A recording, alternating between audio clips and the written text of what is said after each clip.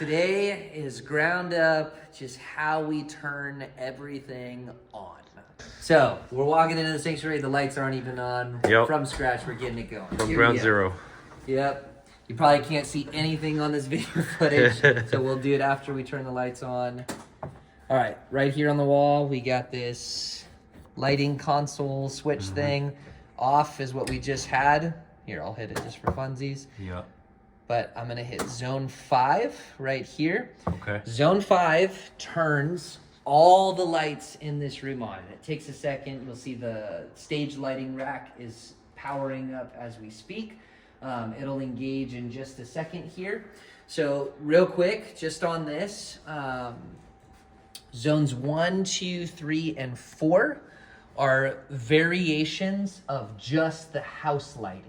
So zone 5, when this is pressed, that engages this computer here. This is our lighting computer. Okay. It engages the DMX switch on the back of this computer that lets our computer control all of the in-house lighting. Zones 1, 2, 3, and 4, they keep that rack of stage lights off, and it lets you just basically play with the dimmer settings of the house lighting. So like here, if I turn this off right now, Okay. I'm gonna hit zone 1. You'll see right now, that's no stage lights. It's just ceiling these. lights. If I hit zone 2, see how it got just the slightest bit dimmer? Here, you'll feel it if I let go. Gets just a little bit brighter. You probably can't see it on the camera. Zone 3 gets a little bit dimmer. Gotcha. Comes back up. Zone 4, the dimmest. It's like a 30% dim, okay? Gotcha. We really don't use those for anything. But that's what zones 1 through 4 are. Gotcha. So if it's off and you hit zone 4, it's giving you a slightly dim setting, or at least it's supposed to. Zone 3, zone 2, zone 1, etc. So home base, zone 5. That's what we want. Gotcha. We hit zone 5 and we're live. Okay, next thing, let's go ahead and move to the power button in the back. If you come through this door, you can step into, this is like our power room or something like that. Guitar amps and all that. Okay, this rack, this is best friend. This is the brain of the not the brain, the soundboard's the brain. This is the heart of the operation. There you go. Right? So basically what's happening on the stage, you have stage boxes, right? Like they're little hinged cabinets in our stage. Inside of those boxes are inputs for XLR cables. So mics, guitars, all of that, they plug into these stage boxes. Stage boxes are then wired to come on down through the stage, and they come out of these plastic pipes here in the backhand corner. Yep, you can see those. Mostly what's coming through those pipes is the stage box connections. Some of that too is DMX cabling for lighting. Some of it is stuff that we don't even use that we're wired for if we want to expand down the line. You gotta love it. So those come out of there, and then they run into these two boxes right here. These are digital audio interfaces that communicate with our soundboard. I'll tag back to these in a second. Real quick, let me run you first through kind of everything you see on this rack. Okay. Up here, this is a surge protector. Yep. Everything powered on the rack is ultimately plugged into this guy one way or another, so that if lightning strikes or anything like that, it doesn't blow. Yep. This is tapped into a sequencer, which is actually down here. This is what lets us, when we press a particular button that I'll show you in a second, turn everything on and off in the appropriate order, okay? So we really try to like have things boot up and boot down without causing a fire at worst case, or at best case like making noise, right? Like pops and stuff like that. Yep, if you turn, I forget the exact order, but it's like if you turn off your soundboard while the amps are live, it does like a big pop, right? Versus if you turn off your amps, then your soundboard, there's no pop, right? So this lets everything turn off in the appropriate order. Gotcha. Connected to our power surge, right? This guy right here, this is a wireless transmitter for our in-ear packs. This cable right here runs up into the wall. and connects to an antenna that's by the projectors. I can show that to you later. But just know, like, if in-ear packs or something aren't working, check, make sure this is on. This is another transmitter for the in-ear monitors as well. We have 4 different wireless rigs, and they all operate between these two or this box that's on stage. This thing, totally ignore this. Shouldn't even be here. I think it's broken, but I was playing with it, and it's there. You don't need to know about it. This is a backup power amp that I use for sometimes if I want to do a wedge monitor on stage. So we all use in-ear monitors, right? But sometimes Pastor Mark likes to use a wedge monitor, a little, well, I probably have one behind you, actually. Behind this door here. Yeah, so if you come in, you can come see it. Like an old wedge speaker here. Okay. Those speakers do not have power. Is that like more feedback, like you hear yourself kind of thing? Yeah, it lets you hear yourself. Okay. They're loud. We try to pride ourselves on quiet stage. That's the beautiful thing about in-ears. It's easier for our sound guys to mix. Sure. So we try not to do that, but sometimes if we want a powered speaker, that's what this guy does. It sends power to those speakers. Gotcha. Okay. We also have versions of those speakers that are powered. They're active speakers that already have like this brain built into them. So we don't always need it. It's very seldom used, but it's there. This is where we start to hit the magic, all right? This is the transmitter for our wireless mics. So if a wireless mic is not working, make sure this is on. Make sure these XLRs are plugged in. Or sometimes, like if we have wireless mics in the fellowship hall, this gets removed. So make sure it's there, because sometimes it's in the fellowship hall. It's not there. Right. Yeah. Okay, these guys I told you about, these are where the stage boxes, the inputs from the stage box then become inputs into this. Or each of our stage boxes has outputs as well that act as the monitors. So that's a real technical thing with sound that we could do in another sound video where I could kind of walk you through it. Just know it's labeled inputs, it's labeled outputs. And same thing on this bottom one, inputs versus outputs. Inputs are instruments, microphones, things like that. That's why there's so many of them. Yeah. Outputs are speakers in one way, shape, or form, right? So all these top outputs, these are our in-ear monitor outputs, right? So like right now, if I pulled this, whoever's playing electric guitar just lost their feed to their ears. The speaker is the headphone, right? So we just pulled an output. Anywhere sound is coming out of, we just pulled that, versus input, this is anywhere that's sending sound. So if I pulled this, I don't know, like a guitar or something, just lost its setting, right? Yeah. Inputs, outputs, these are our mains and subs. So if I pulled these out, I think it's these two, our mains. We just lost all our white speakers in the sanctuary. If I pulled these guys, I think these are our 2 subs. I could be wrong on that, but either way, you get the idea. Inputs, instruments, mics, that kind of thing, outputs, speakers, all right? And you mean subwoofer? Yeah, the 2 subwoofers Okay, so that we have bass, under the stage. Yep. Talked about this guy. This is the sequencer. When this is on, you'll see lights come on that basically just show, oh, I power down the things plugged into input A, and then the things in B, and then the things in C. We've already pre-wired that. You should never have to touch that, but that's just what that is. And then these 2 guys, these are our power amps. So they do the same thing as this.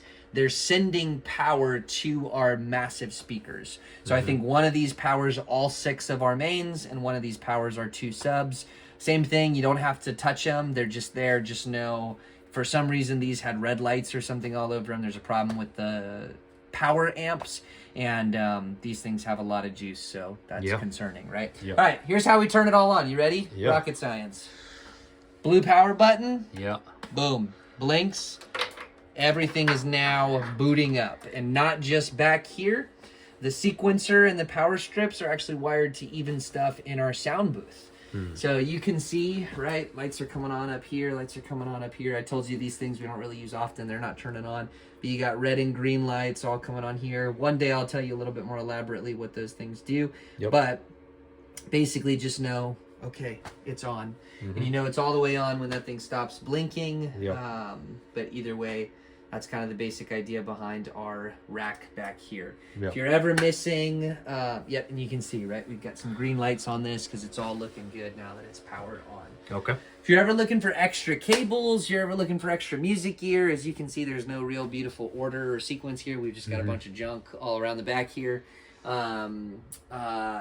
This is where you would find pretty much anything extra that we have for worship related stuff. And one day I will clean it and make it look nicer. But for now, this is where we're at. Okay. All right, that's our rack. Beautiful. Beautiful. All right, so we're back in the booth. You can see without even touching anything, soundboard's now on, as is 2 cameras over here. Our computers are not, they run independently of that. So we're gonna go ahead and wake those up. And then our projectors technically are tied into the same power source, but they get turned on and off here. So right now I'm just gonna turn everything on. You can see display device. That's these 2 right here. Yep, okay. Left display device will turn on one of the projectors as I hold that down. And then the other display device will turn on that.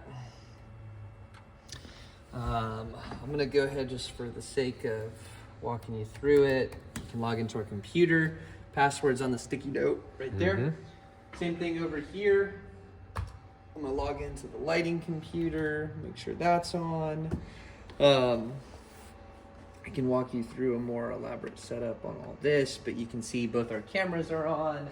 Where are the cameras located again? So we got one right here behind us. One there. Yep, and then one on the left side. Okay. Eventually, we're technically wired to be able to run 4.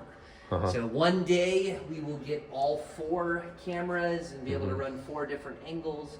But right now we're running on 2, and it's it works pretty good. Yeah.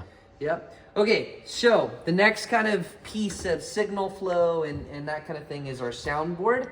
Basically what's happening, I plug in a guitar or a microphone on the stage, right? I'm making a sound that's being picked up. Oh, Siri's got me. I'm making a sound that's being picked up, whether it's through that microphone or through a pickup in a guitar or something like that. Yep. Darren hits a drum, right? The sound is being picked up by a microphone of some sort that is then sending that signal to the stage box where it's plugged in.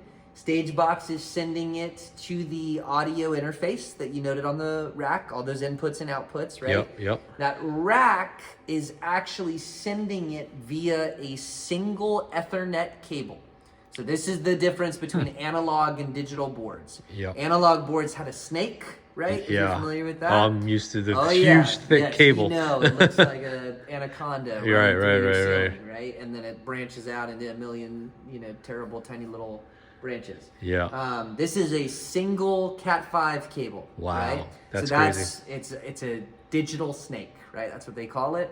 Runs from those audio interfaces up into the ceiling and comes into our soundboard. And you can actually look behind here. I know there's more than just that plugged in. I'll tell you about the rest of this stuff in a second. But see guy? This? No, it's this white guy, labeled snake. Okay. That is the thick snake on it. Right there. Okay. Single Cat5 cable that allows all the magic to happen. If that's unplugged, you're not getting sound from anywhere pretty much, because that is the tether between all the inputs in our soundboard as well as our soundboard and the outputs to the speakers. All right, so that guy comes in, and then this is where from there on the soundboard you would mix. I have a separate video on that you can watch as far as kind of my approach to mixing the sound, and even kind of a general layout for our soundboard, and we can go through that training on a different day, Sam. But basically just know that's what's happening here. Soundboard gets it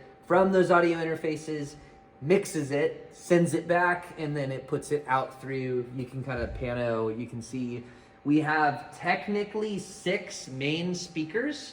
We really view it as left, right, center, and then these 2 on the wings here are considered like auxiliary speakers. But the way you would mix it, we have matrices or matrices, I don't even know which one you're supposed to say, set up on the soundboard to where we have left and right, left, right, and center. and left and right will control those. Center controls center. Okay, that's good there. We've already turned on our projectors. Yep. The big thing to understand is this computer connects to this guy, and that is what ultimately results in us sending signal to the projectors. So that background is showing me, oh, it's getting stuff from my Apple computer. If I were to engage ProPresenter, that's the program we use for lyrics, you'll see once it fully boots up, those should go black, just like that. The screens did. We have an update, we'll do it later. But it's because this box is showing me what should be on those projectors. So if I hit this, thank you for joining us, this box reflects what we see over there, right? It's beautiful, it's fine and dandy. All right, this is where it gets a little more interesting, okay? Over here, we've got our camera control unit. I don't know what else to call it. We can do a more thorough training on exactly how this works, but for now, just know this piece of equipment is designed to control the cameras. So if I'm moving this joystick around, you can see I'm moving around the angles of that camera. We've got some different presets where I can do a wide shot. I can do... That's what WS is. Yes, we've got labels wide shot, we've got close up, and it'll zoom in. LS is left side, RS is right side, and this is all controlling camera B versus the other shot is camera A. So I would select camera A, and you can do close up, left shot, and that'll go to where I normally stand, that kind of thing. Gotcha. Yeah, and that's where we can do a more thorough training on exactly what that does. But just for now, know if you're running lights and camera, that's where you're controlling cameras. This is our video switcher. It lets you transition between these different images that are on here. So notice we have the two camera inputs.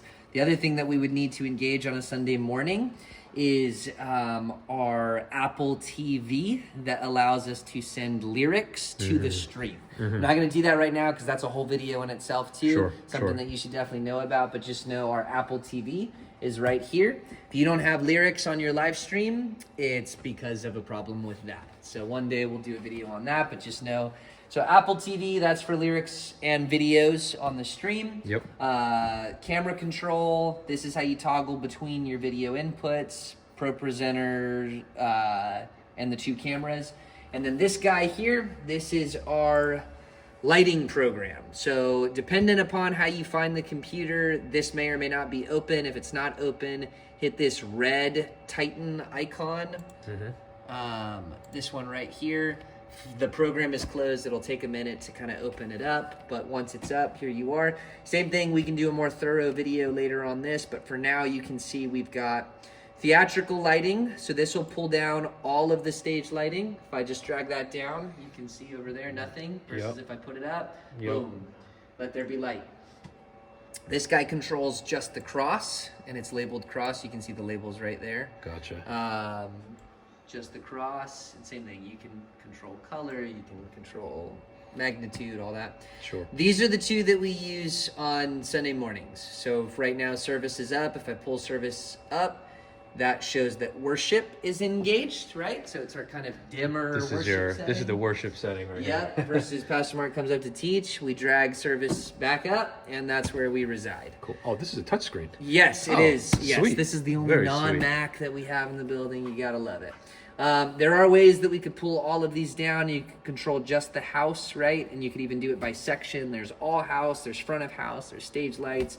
You can even do back of house, there's walls. Same thing, we'll do a more thorough examination of the lighting program, but just know if you're running lighting, this is where it's done. It's from this computer. This computer does one other thing that's really cool, but before I show that, also this guy right here, I'm not gonna turn it on, but this is our streaming box. So live stream is totally tethered to this gray box. When it's on, all of the lights are on. When it's off, nothing's on. Right now it's off. You turn that on via this awful little brick down here. You flip that switch. I'll do it real quick. You can turn it on. Boom, all the lights come on the streaming box there. I see that. It takes a good 10 minutes for it to turn up, and then when we're done, we turn it off there. This box does not have an on-off switch, which is terribly annoying. We could plug it into the sequencer and that whole kind of thing, but right now this is just kind of where we have it. So Okay. once that's on, same thing. We can do a training on kind of running the streaming box, but basically that's the overview. That's where it's at. Cool. Last thing this computer does, it's really cool, and this is more of a recent thing. We've got everything hardwired to where our confidence monitor. So this is a TV on the back wall for the worship team. Yeah.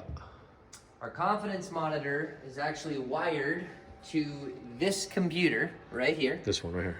This Okay. computer communicates via Ethernet cable with this computer. Okay. So what it does is it lets me send a alternative display from this computer to the TV. I know it sounds super extra, but Apple's newest line of computers, they're super fast. They just don't play well with a bunch of things being plugged into them. They like to be wireless. So it actually works better when we run things via the internet cable and internet connections as opposed to if we plug things in and do multi-display. So right now, my direct line from this computer runs to those screens. I have a wireless Apple TV connection that sends another display grouping to the live stream. And then the third one is a stage display that lets us see the time and then the lyrics that we're currently singing and the upcoming lyric. So if I come here and I throw on Praise You Anywhere, we look at the lyrics. On these screens, it shows just what we're supposed to be singing, but for us as a worship team, it shows us the time, the current lyric, and the follow-up lyric, right? And it operates in real time. As I arrow through these, it changes over. Super nice, super handy, but it's a NDI connection that operates through the internet that we like and is super efficient for us. Very cool.